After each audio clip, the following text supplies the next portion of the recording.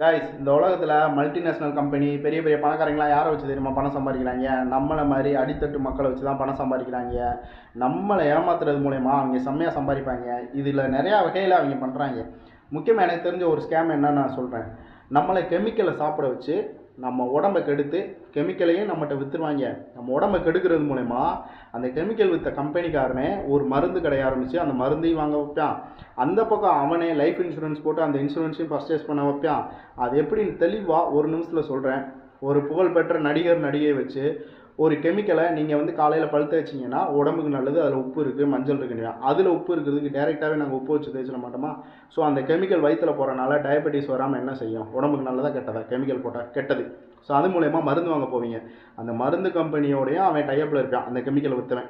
அதுக்கப்புறம் அவனே கால் பண்ணி இன்சூரன்ஸ் வேணுமா, ஹெல்த் இன்சூரன்ஸ் வேணுமா, நீங்கள் 40 வயசில் சுகர் வந்துடும், 50 வயசில் ஹார்ட் அட்டாக் வந்துடும் முடிவு பண்ணிடுவான். நம்மளுக்கு இன்னும் வரவே வந்திருக்காது.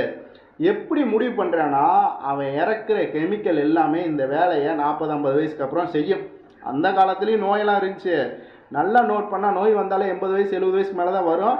ஒவ்வொருத்தவங்களுக்கு விதவிதம் நோயாக இருக்கும். தலைவலி, நெஞ்சு வலி அப்படின்ட்டு ஒரே மாதிரியான நோயாக இருக்காது. இன்றைக்கி சொசைட்டியில் எல்லாத்துக்கும் ஒரே மாதிரியான நோய் வருதா? ஒரே மாதிரியான கெமிக்கலாக நம்ம சாப்பிட்டுட்ருக்கோம்.